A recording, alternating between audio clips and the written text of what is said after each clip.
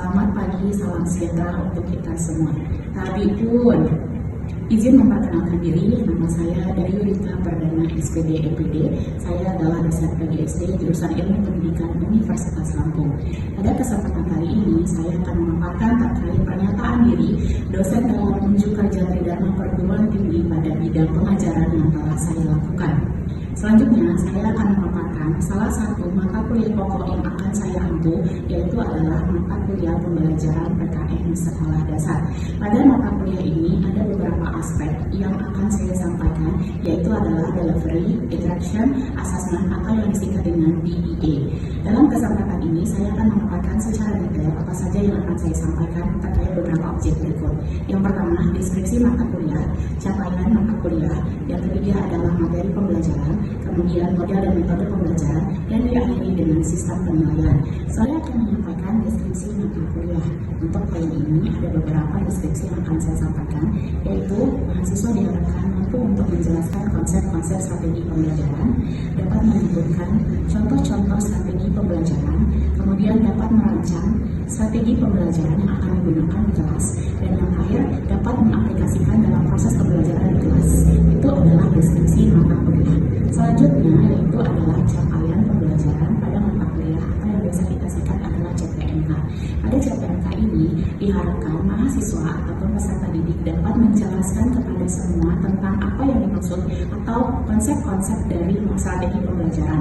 Kemudian dapat menyebutkan secara gamblang yaitu adalah contoh-contoh dari strategi pembelajaran. Kemudian dapat menerapkan ataupun dapat merancang yang disebut dengan strategi pembelajaran baik untuk kelas rendah maupun untuk kelas tinggi. Selanjutnya dapat mengaplikasikan strategi pembelajaran tersebut di kelas agar pembelajaran dapat berjalan dengan baik dan mencapai tujuan secara sempurna untuk pembelajaran di kelas. Kemudian setelah kita mencapai capaian CPNK, kita akan menjelaskan tentang materi pembelajaran. Pada materi pembelajaran yang berjudul strategi pembelajaran kali ini, ada beberapa hal yang akan saya sampaikan, yaitu yang pertama adalah konsep dari strategi pembelajaran, selanjutnya yaitu adalah contoh-contoh dari strategi pembelajaran, kemudian yang ketiga bagaimana cara penerapan strategi pembelajaran di kelas, dan yang terakhir adalah pengaplikasian di kelas pada saat proses pembelajaran berlangsung. Kemudian pada pembelajaran strategi pembelajaran kali ini, saya akan menggunakan pembelajaran secara sinkronus dan asinkronus, yaitu menggunakan pembelajaran blended learning. Pada proses pembelajaran blended learning ini, saya akan memadukan antara pembelajaran langsung dengan pembelajaran tidak langsung. Pada pembelajaran tidak langsung, saya akan menggunakan fitur V-Class atau LMS yang sudah disediakan dari Universitas Lampung, agar pembelajaran dapat jauh lebih bermakna. Kemudian, pada proses pembelajaran ini, saya akan menggunakan model pembelajaran berbasis PBL atau proses pembelajaran berbasis based learning, di mana akan terjadi keterlibatan antara pendidik dan juga peserta didik atau diantaranya dosen dan juga mahasiswa agar pembelajaran jauh lebih berjalan secara efektif dan efisien. Kemudian juga pada saat ini saya akan menjelaskan tentang metode pembelajaran yang akan saya gunakan. Metode pembelajaran yang akan saya gunakan yang pertama yaitu adalah berbasis ceramah, karena untuk menjelaskan awal pembelajaran kepada peserta didik ataupun mahasiswa saya. Kemudian selanjutnya saya akan mengadakan dengan proses diskusi, kemudian nanti akan ada presentasi dan juga ada unjuk kerja dari peserta didik ataupun mahasiswa yang sudah saya ajarkan, dan diakhiri dengan proses penilaian. Kemudian proses penilaian juga dapat dilakukan melalui beberapa poin seperti menggunakan quizzes ataupun Kahoot yang sudah saya sediakan pada proses pembelajaran kali ini. Hal tersebut bisa saya jadikan tolak ukur apakah pembelajaran pada hari itu sudah berjalan dengan baik ataukah belum. Kemudian dari pembelajaran yang bisa kita lihat, ini juga bisa pandu melalui siakadu mahasiswa masing-masing, seperti mengisi fitur absensi bisa dilakukan menggunakan siakadu, melihat materi yang saya sampaikan, RPS, kemudian juga video pembelajaran, dan juga mahasiswa dapat melihat nilai-nilai mereka yang tertera di dalam siakadu. Kemudian proses penilaian atau evaluasi yang saya sampaikan terkait dengan beberapa aspek berikut. Yang pertama, aktivitas pada peserta didik ataupun mahasiswa jumlahnya yaitu adalah 20%. Kemudian selanjutnya akan ada penilaian lain selain dari aktivitas, seperti adanya hasil atau proyek pembelajaran, jumlahnya kurang lebih 20%, kemudian tugas yang nanti juga akan dibagikan kurang lebih 20%, kuis kurang lebih 5%, kemudian UTS ada 15% dan diakhiri adanya UAS yaitu 20%. Jika di total, maka penilaian yang saya lakukan dalam proses pembelajaran selama 16 pertemuan, maka hasilnya adalah 100%. Demikianlah 3 aspek DEA yang saya sampaikan pada hari ini pada proses perkuliahan mata kuliah pembelajaran PKN di sekolah dasar. Selanjutnya, marilah kita sama-sama menyimak rekaman video pembelajaran yang telah saya lakukan pada materi kali ini, yaitu adalah strategi pembelajaran. Selamat menyaksikan.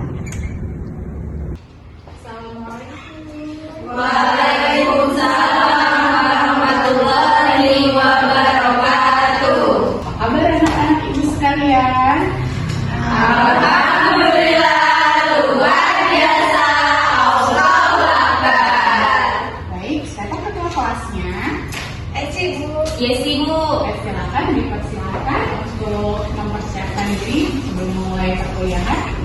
Baik, sebelum kita mulai perkuliahan, mari kita berdoa menurut agama dan kepercayaan kita masing-masing. Berdoa mulai. Selesai. Baik, tadi kita sudah berdoa bersama. Dan hari ini Ibu ingin mengecek dulu siapa yang tidak hadir, siapa yang hadir hari ini. Ibu mau cek ya satu-satu. Boleh angkat tangan kemudian sebutkan namanya, dimulai dari Risma dulu. Hadir Ibu, nama saya Rizka Dewi. Hadir Ibu, nama saya Ratih. Hadir Ibu, nama saya Alhamdulillah. Alhamdulillah, ini lengkap ya semua personel kita hari ini masuk dan alhamdulillah kita dalam keadaan sehat sehingga kita bisa mengikuti pembelajaran pada hari ini. Untuk memulai pembelajaran pada hari ini, kita akan lebih dahulu masuk ke dalam materi pertama, tapi sebelumnya kita akan menyanyikan lagu nasional dulu, gitu ya.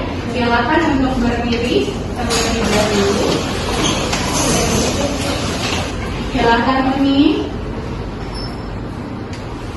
Garuda Pancasila, akulah pendukungmu, patriot proklamasi, sedia berkorban untukmu.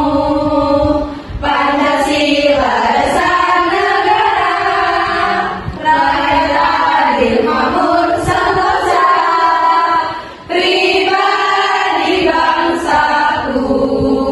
Ayo maju, maju, ayo maju, maju, ayo maju, maju. Oke, silakan duduk. Terima kasih Uni. Baik, hari ini kita akan memasuki perkuliahan. Tapi sebelumnya izinkan Ibu memperkenalkan diri dulu. Hari ini adalah agenda kita. Saya ingin mengikuti kegiatan Tridharma Perguruan Tinggi di bagian pengajaran. Nama Ibu Dayarita Perdana, Magister Pendidikan. Hari ini saya akan menampung mata kuliah pembelajaran PKN di sekolah dasar. Sebelum Ibu akan menjelaskan tentang materinya, Ibu akan menjelaskan dahulu kepada kalian bahwa dalam proses pembelajaran hari ini kita akan menggunakan model pembelajaran berbasis PBL ya. Nanti kita akan menggunakan PBL, kemudian nanti akan ada tugas dari Ibu berupa diskusi kelas. Kemudian kalau kita melihat model pembelajaran ini nanti akan bersifat bermain juga. Kemudian nanti akan ada video pembelajaran yang akan saya putarkan dan diakhiri dengan adanya kuis dari saya. Kuisnya nanti berupa asesmen atau penilaian dari Ibu, dan nanti bagi yang berhasil akan maju ke depan untuk merangkum materi kita pada pagi hari ini. Kemudian setelah itu nanti kita akan menutup perkuliahan. Nah, pada materi kali ini tentang strategi pembelajaran di sekolah dasar ada beberapa indikator atau capaian pembelajaran. Setelah kalian akan mempelajari materi ini, manfaat apa yang akan kalian peroleh? Yang pertama yaitu adalah kalian sebagai calon guru nanti akan mampu menguasai konsep pembelajaran PKN di sekolah dasar. Kemudian yang kedua, setelah kalian menguasai konsep, kalian nanti akan mengetahui contoh-contoh dari pembelajaran PKN di sekolah dasar. Dan yang ketiga, nanti kalian akan mengetahui kekurangan dan kelebihan dari macam-macam pembelajaran PKN di sekolah dasar. Yang keempat, kalian nanti akan mampu untuk merencanakan bagaimana caranya kalian menggunakan strategi pembelajaran di kelas. Dan yang terakhir, bagaimana kalian akan mengimplementasikan pembelajaran tersebut atau strategi tersebut di kelas yang nanti kalian akan ajar. Seperti itu. Bisa dipahami tentang macam-macam atau manfaat dari pembelajaran kita hari ini? Bisa. Oke, baik. Kalau begitu kita akan memasuki materi tentang strategi pembelajaran. Izin Ibu untuk memperkenalkan dengan kalian bahwa materi hari ini adalah materi yang akan dipersiapkan dengan kalian untuk nanti bisa kalian ikuti dalam proses pembelajaran seperti micro teaching. Kemudian nanti kalian dipersiapkan untuk mengikuti kegiatan PLP di lapangan. Ya, jadi materi kita hari ini bobotnya sangat penting sekali karena ini jumlah SKS-nya ada 3 SKS. Bisa dipahami? Bisa. Oke, baik. Nanti kalau misalkan kalian mau bertanya, Ibu perkenalkan kalian namanya dulu, baru nanti pertanyaannya ke Ibu. Seperti itu ya. Baik, Ibu. Oke, selanjutnya kita akan memasuki inti dari mata kuliah kita pada hari ini. Pada materi mata kuliah kita hari ini, seperti yang bisa kalian lihat pada peta konsep di atas, nanti bisa kalian lihat bahwa pembelajaran PKN di sekolah dasar ini tidak hanya mempelajari tentang materi PKN di sekolah dasar saja. Jadi kalian nanti juga bisa menguasai materi kelas 1, kelas 2, 3, 4, dan 5. Kemudian berganti dari kurikulum KPSP berubah menjadi kurikulum K13. Revisi jilid 1, 2, 3, 4, sampai seterusnya. Kemudian karena ada efek COVID gitu ya, kita belajarnya harus belajar bagaimana caranya belajar jarak jauh, maka pembelajarannya berubah menjadi kurikulum merdeka. Nah, kita nggak tahu nanti di semester yang akan datang apakah akan tetap menggunakan kurikulum merdeka atau akan berubah lagi namanya. Dan kita sebagai seorang guru juga harus bersemangat untuk mengikuti inovasi perubahan pembelajaran tersebut, dan itu namanya adalah kurikulum. Nah, setelah kita memasuki materi tentang kurikulum, kita akan mempelajari tentang apa itu model-model pembelajaran. Ya, model-model pembelajaran yang cocok untuk di kelas fase 1, fase 2, dan fase 3 tentu tidak sama. Tergantung juga dari kesiapan gurunya atau pendidiknya. Kemudian kesiapan dari peserta didiknya. Apakah peserta didiknya bisa diterapkan dengan model pembelajaran itu ataukah tidak? Misal kalau kita melihat berpikir kritis di kelas 1, bisa nggak kira-kira diterapkan berpikir kritis untuk kelas 1? Ya, nggak bisa kan? Jadi harus dipilih dan dipilih model-model pembelajaran yang tepat, gitu ya.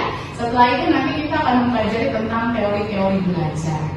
Karena teori belajar kelas 1, 2, 3, 4, 5, dan 6 tentunya berbeda, terutama di PKN. Saya tadi bilang, kalau untuk di kelas 1, di kelas 2, di kelas 3, kita lebih ke pembiasaan.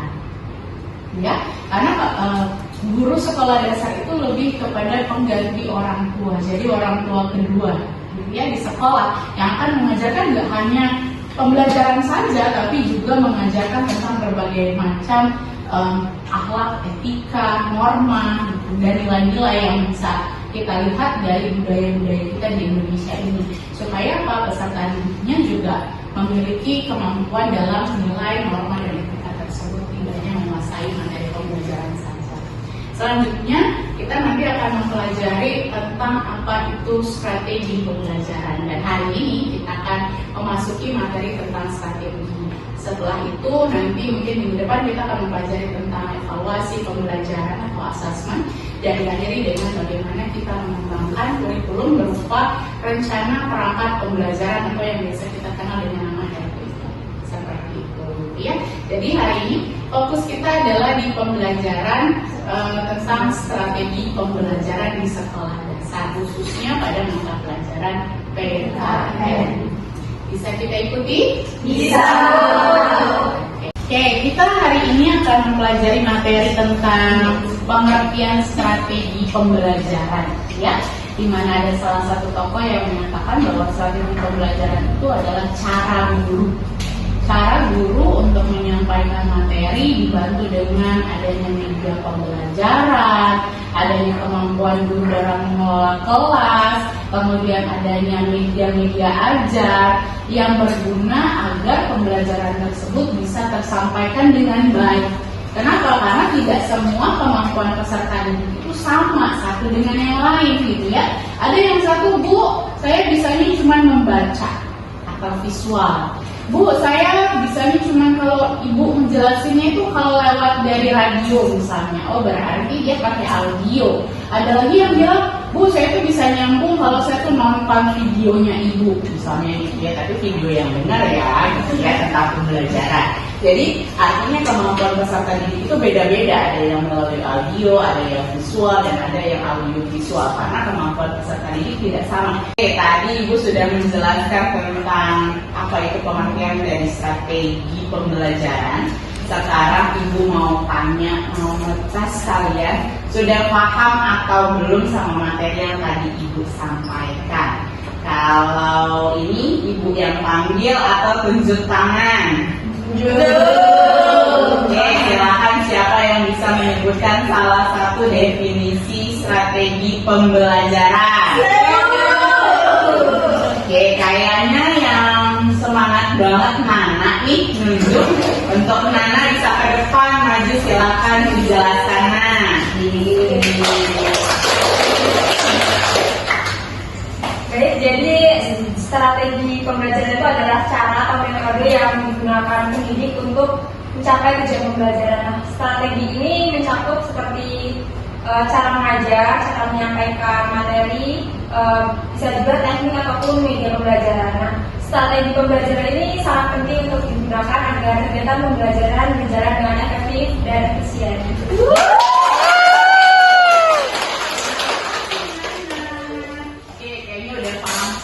Ya, nah sekarang kita mau masuk ke tugas dulu deh ya. Kita mau langsung tugas hari ini karena kenapa? Supaya kita lebih semangat, lebih fokus belajarnya dan nggak ada waktu bercanda-bercanda gitu ya. Saya mau habis ini kalian nanti membentuk kelompok kecil, membagi menjadi 5 kelompok. Ya.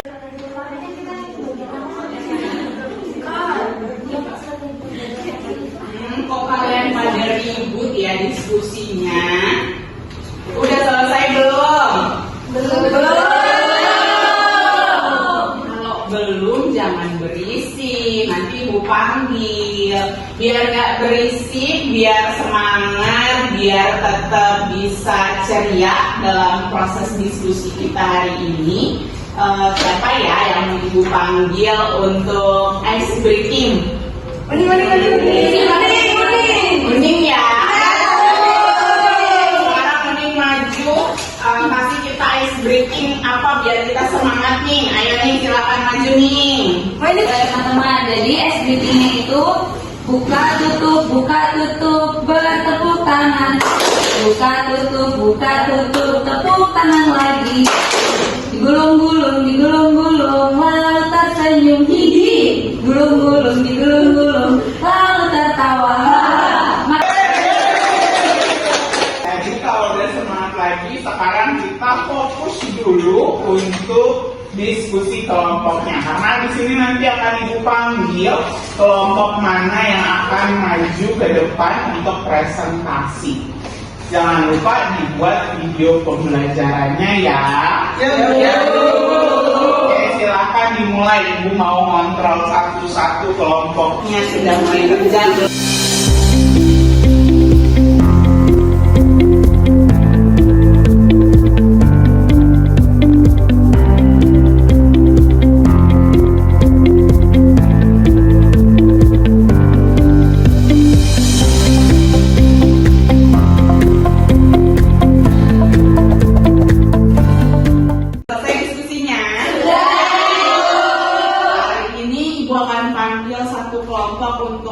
Presentasi ke depan dan menjelaskan sama kita sampai kita paham banget tentang apa yang dimaksud macam-macam strategi itu ya. Kalau gitu Ibu pilih dulu kelompok yang akan maju. Kelompok 4 ada Ada Oke, silakan maju ke depan, tepuk tangan yang lain. Oke, silakan dijelaskan Kak Fitri. Baik, di sini kelompok kami akan menjelaskan mengenai strategi pembelajaran berbasis pengalaman atau experiential strategi. Experiential learning, di mana strategi pembelajaran ini lebih mengutamakan keterlibatan peserta didik dalam aktivitas belajar untuk mendapatkan pengalaman dan pemahaman dalam materi yang diajarkan oleh pendidik. Jadi, dalam strategi ini, peserta didik nanti akan diberikan berupa kuis, berupa pertanyaan-pertanyaan yang peserta didik ini terlibat langsung, seperti video yang nanti akan ditampilkan kelompok kami. Oke, kita lihat videonya. Nah, berikut merupakan video tentang experiential learning. Oh, gitu. Itu dong, bisa kita pakai.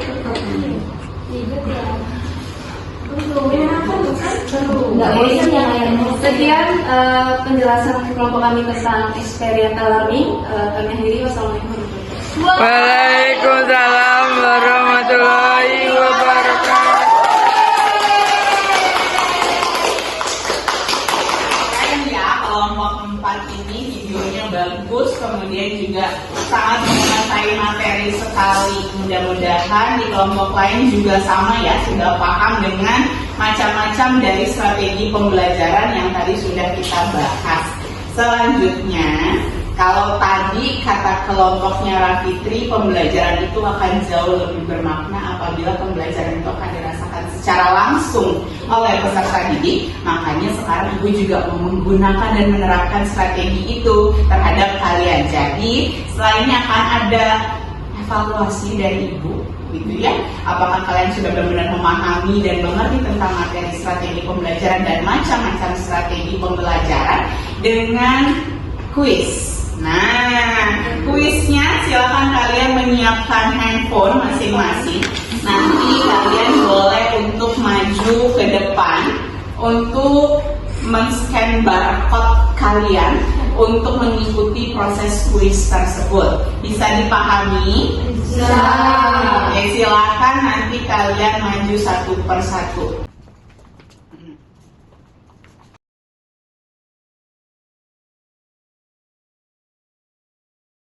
Sudah selesai semua? Sudah, Ibu. Nah, sekarang giliran Ibu akan mengecek secara langsung siapa yang nilainya paling besar kuis hari ini. Yang paling besar dia akan maju ke depan, kemudian nanti dia akan merangkum materi kita dan juga akan menjelaskan ulang dengan kita tentang materi hari ini supaya kita lebih paham lagi. Dan Ibu mau benar-benar ngecek benar nggak nilainya besar itu ngerjain sendiri, jangan-jangan nyontek gitu ya. Oke, saya cek dulu ya. Ternyata yang nilainya paling besar ada Yesi. Ya Bu, saya Bu. Oke, silakan maju. Oke, silakan dijelaskan materi kita hari ini apa, kemudian dikasih penguatan supaya teman-temannya paham.